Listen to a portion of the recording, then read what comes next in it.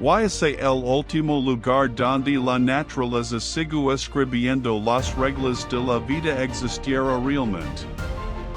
El viento hace ondular un océano infinito de hierba mientras una familia desmonta su hogar antes del amanecer. Los cascos de los caballos rompen el silencio, una fina columna de humo hacían lentamente hacia un cielo inmenso y un águila real describe amplios círculos sobre la estepa. No hay rascacielos, hay carreteras interminables, hay el bullicio constante de las grandes ciudades. Aquí, el paso de las estaciones determina cuándo partir, donde acampar y cómo sobrevivir. Los inviernos pueden congelar la tierra durante meses con temperaturas inferiores a los 40 grados bajo cero, mientras que el verano cubre las llanuras con un manto verde que parece extenderse hasta el infinito. En este territorio inmenso, el ser humano no intenta dominar la naturaleza, aprende a convivir con ella. Así comienza nuestro viaje hacia uno de los últimos grandes paisajes salvajes del planeta. Mongolia. Cada vez que decides suscribirte al canal, dejar un me gusta o compartir tu opinión en los comentarios, te conviertes en parte de esta aventura. Tu apoyo nos ayuda a seguir explorando los rincones más extraordinarios del mundo y a crear documentales cada vez más completos, rigurosos y emocionantes. Ahora que el viaje apenas comienza, es momento de adentrarnos en el inmenso corazón de Mongolia y descubrir cómo la naturaleza continúa marcando el ritmo de la vida cotidiana.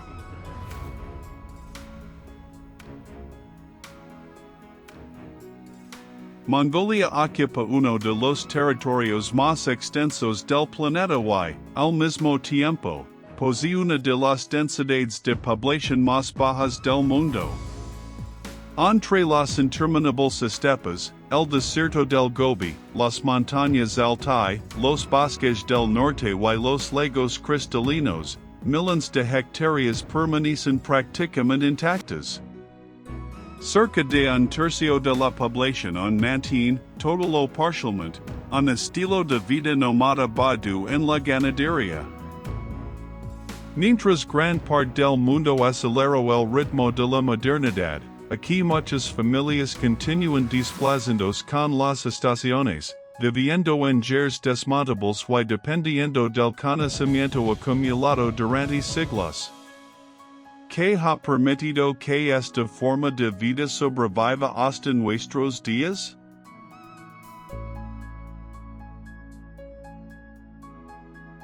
Más que un simple país, Mongolia es un inmenso mosaico de paisajes que han moldeado la vida humana durante miles de años.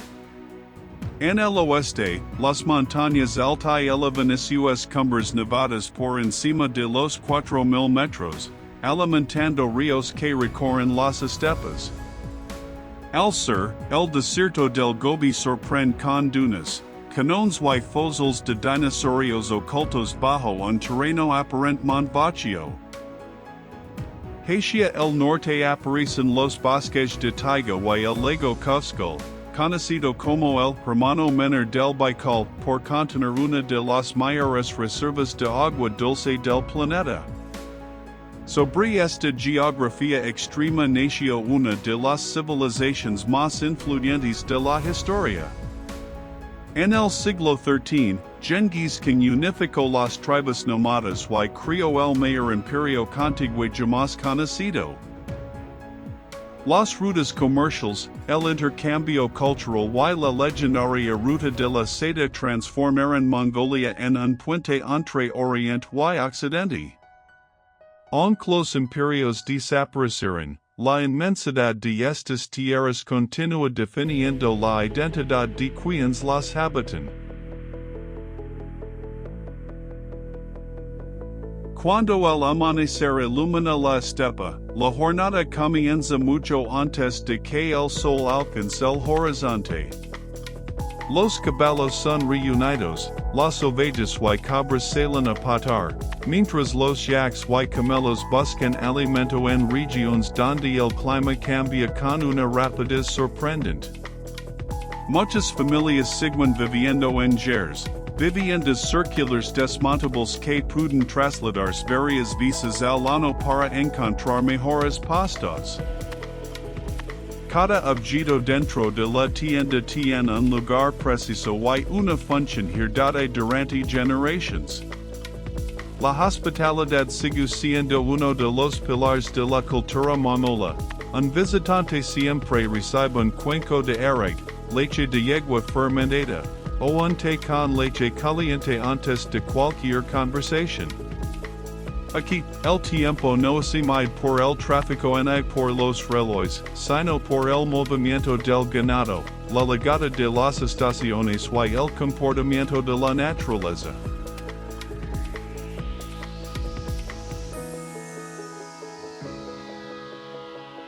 Lo que acabamos de descubrir representa apenas la primera capa de una nación donde la inmensidad del paisaje y la fortaleza de su gente siguen escribiendo la misma historia desde hace siglos.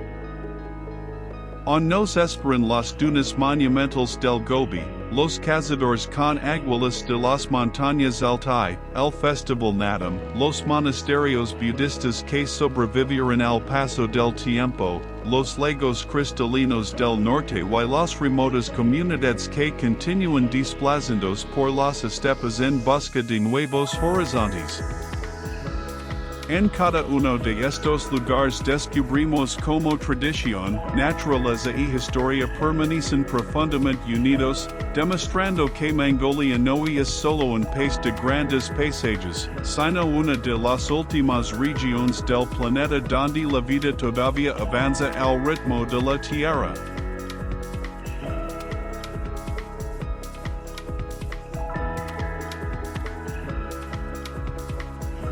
Muito antes de surgirem cidades modernas nestas vastas estepas, os nómadas já haviam encontrado uma solução engenhosa para viver em constante movimento, agora, conhecida em muitos países como yurt. A sua estrutura circular de madeira distribui uniforme de força do vento, enquanto as espessas camadas de feltro de la de ovelha isolam o interior contra os extremos do clima. Em poucas horas, toda a habitação pode ser desmontada, transportada e reconstruída neutro local. No interior, nada está disposto ao acaso. Cada espaço possui significado cultural, refletindo respeito pela família, pelos convidados e pelos tradições. Muito mais do que uma simples tenda, agora continua a simbolizar a identidade, a independência e a extraordinária capacidade de adaptação do povo mongol.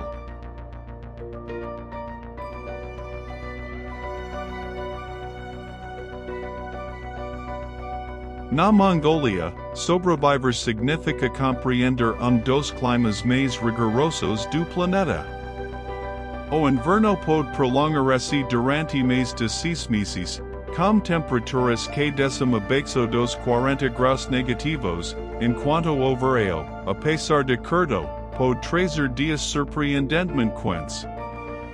Entre estes extremos surge fenómeno temido por todos os pastores, o dzud, desastre natural provocado por nivos intensos, que lo espesso ou secas prolongadas que impedem os animais de encontrar alimento. Em poucos meses, milhares de cabecas de gado podem morrer, comprometendo o sustento de famílias inteiras. Por isso, cada deciso, desde a escala dos pastagens e a quantidade de feno armazenada, a cuidadosamente planeada. Aqui, conhecer a natureza não é apenas uma vantagem. É uma condição indispensável para continuar a viver.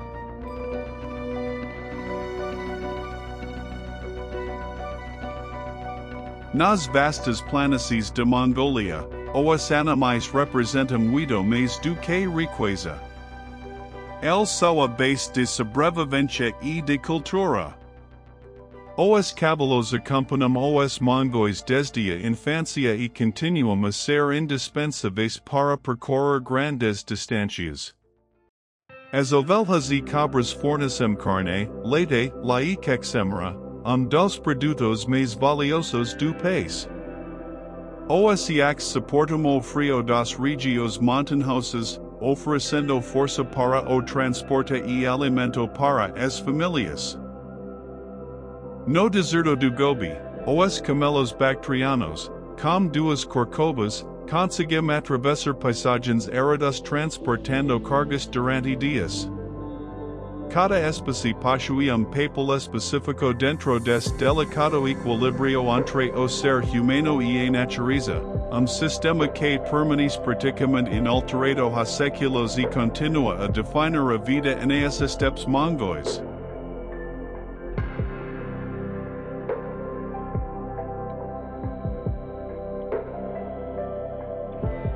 Todos os veros, as vastas estepes transformam-se num enorme palco para o nadam, a celebração mais importante de Mongolia.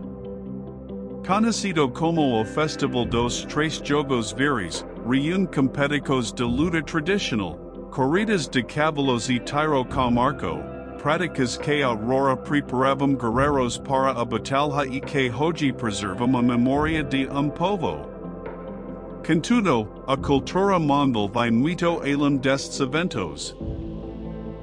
O canto gutural comiai, capaz de produzir várias notas ao mesmo tempo, parece cor a própria voz do vento. Os instrumentos tradicionais, como o morincourt, o famoso violino de cabeça de cavalo, acompanham histórias transmitidas oralmente a jaracos. Cada canção, cada celebração e cada gesto cotidiano reforçam uma identidade profundamente ligada à liberdade das estepes.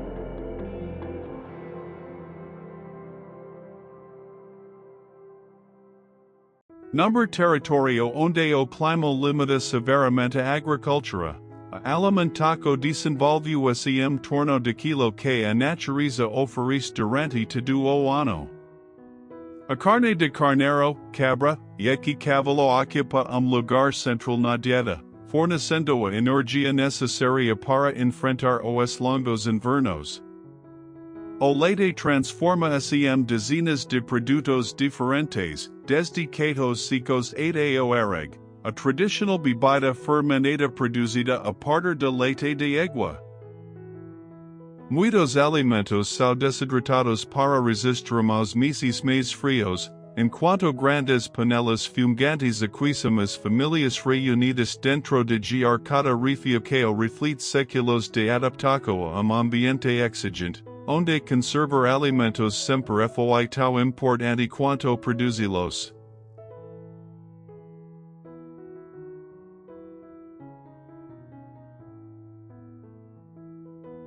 Muito antes de chegada do budismo tibetano, os povos das estepes acreditavam que montanhas, rios, árvores e o próprio se possuíam a série dos produtores. Essa antiga tradição xamânica continua viva em muitas regiões e, ao longo dos séculos, fundiu-se harmoniosamente com o budismo, criando uma identidade espiritual única. Nos mosteiros, as rodas de oracao giram silenciosamente enquanto o aroma do incenso se mistura ao vento frio das montanhas.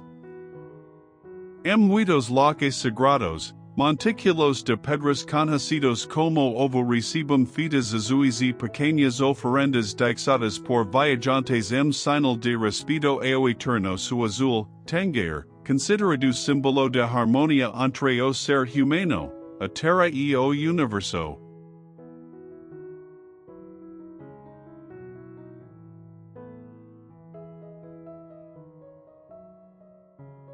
Embora a imagem de Mongolia esteja frequentemente associada às estepes e ao nomadismo, o país vive uma transformação profunda. Em Ulaanbaatar, Onde reside mais de metade de população, arranha-sus, universidades, centros tecnológicos e bairros modernos convivem com vastos distritos de gers. A exploração de recursos minerais impulsiona a economia nas últimas décadas, mas também traz novos desafios sociais e ambientais. Muitos jovens procuram oportunidades nas cidades, enquanto outros regressam às estepes para preservar o modo de vida das suas famílias. Entre o passado e o futuro, a Mongolia procura equilíbrio delicado, demonstrando que desenvolvimento e tradição sempre precisam de seguir caminhos opostos.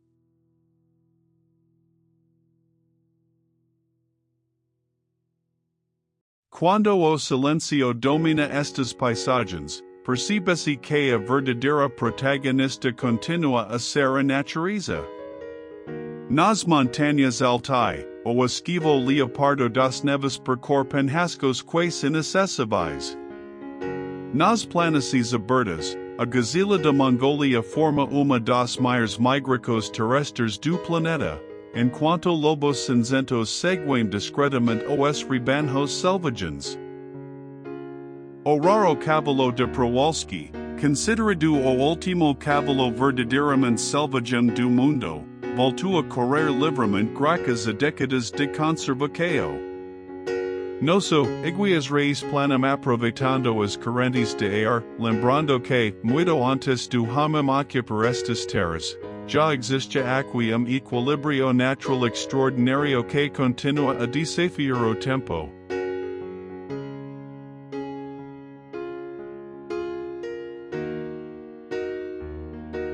Apesar de sua imensidão, a Mongolia enfrenta mudanças que amicam tanto a natureza como o modo de vida tradicional. As alterações climáticas tornam os invernos mais imprevisíveis e intensificam fenômenos como o dzud, colocando milhões de animais em risco.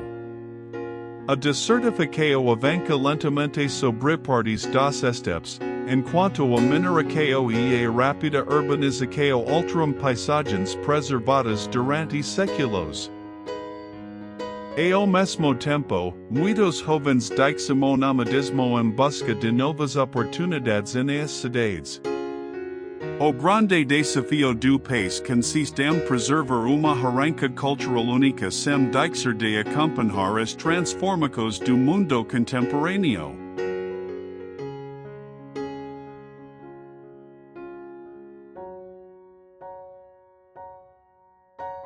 Genghis Khan no surgiu entre palacios de mármol ni do gran reino. Su historia comenzó en las inmensas estepas de Mongolia, donde el viento parecía no tener fin y la supervivencia dependía de la fuerza, la lealtad y la resistencia. Desde una infancia marcada por el exilio y la adversidad, forjó un liderazgo capaz de unir tribus enfrentadas durante generaciones. Así nació el hombre que cambiaría para siempre el rumbo de la historia mundial.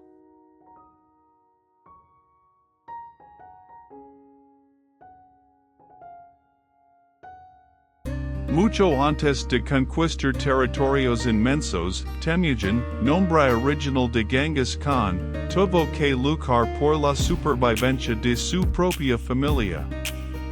Tras el asesinato de su padre, fue abandonado por su clan y obligado a crecer en condiciones extremadamente duras. Aquellas experiencias moldearon un líder que valoraba la disciplina, el mérito y la fidelidad por encima del origen familiar. Cuando finalmente unificó las tribus mongolas en 1206, recibió el título de Genghis Khan, el gobernante universal.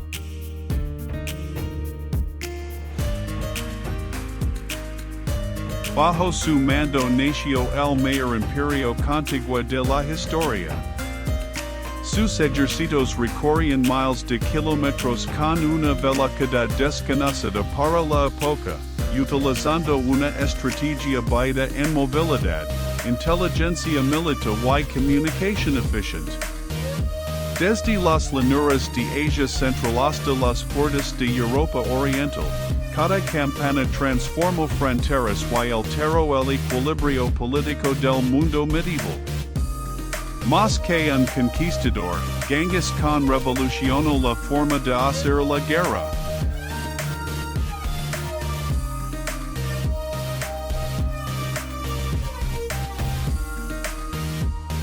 Sin embargo, su legado no se limita a las conquistas militares. Durante su gobierno impulsó la protección de las rutas comerciales, favoreció la libertad religiosa en gran parte del imperio y estableció un sistema legal conocido como la Yasa, destinado a mantener el orden entre pueblos de culturas muy diferentes. Gracias a la seguridad proporcionada por el Imperio Mongol, comerciantes, científicos y viajeros pudieron intercambiar conocimientos entre Oriente y Occidente como nunca antes. A más de 8 siglos de su muerte, la figura de Genghis Khan continúa despertando admiración, debate y controversia. Para algunos fue un conquistador implacable, para otros, un visionario que unificó territorios inmensos y transformó la historia de Eurasia. Su influencia sigue viva en la identidad de Mongolia, donde su nombre simboliza fortaleza, unidad y orgullo nacional. Comprender su legado significa comprender una parte esencial de la historia del mundo.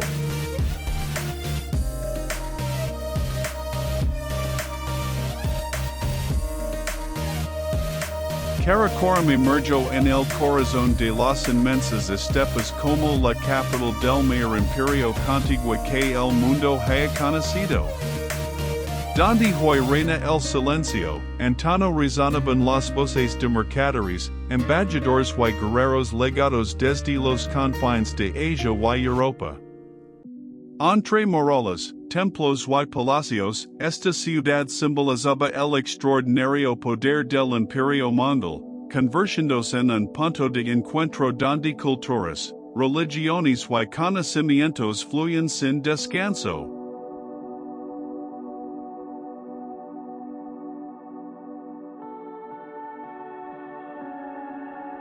Fundada por orden de Genghis Khan y desarrollada durante el reinado de Ögedei Khan en el siglo XIII, Karakoram fue mucho más que un centro político.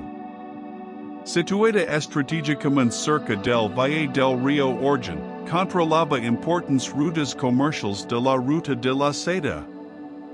Comerciantes persas, artesanos chinos, monjes budistas, sabios islámicos y viajeros europeos convivían dentro de una ciudad sorprendentemente cosmopolita para su época.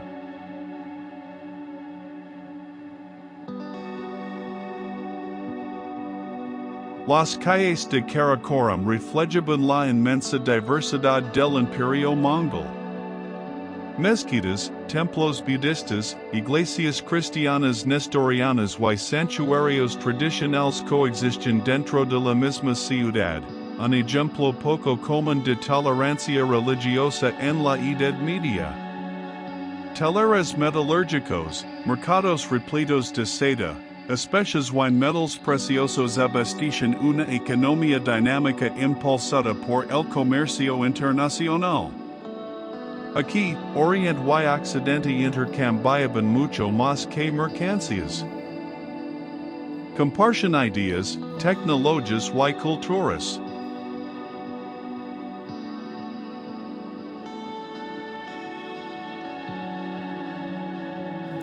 Karakoram perdió importancia cuando Kublai Khan trasladó la capital a Khanbalik, la actual Pekin. Su influencia perduró durante siglos.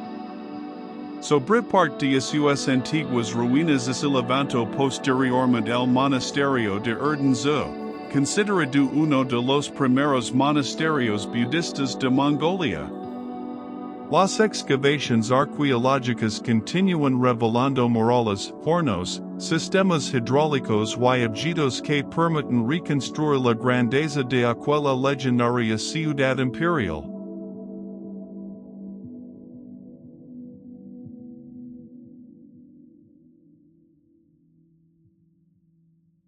Hoy, el paisaje que rodea Karakoram transmite una serenidad difícil de imaginar frente a su pasado glorioso. Sin embargo, bajo las praderas aparentemente tranquilas permanece enterrada la memoria de una ciudad que ayudó a conectar continentes enteros. Cada piedra descubierta recuerda el momento en que Mongolia ocupó el centro del mundo conocido.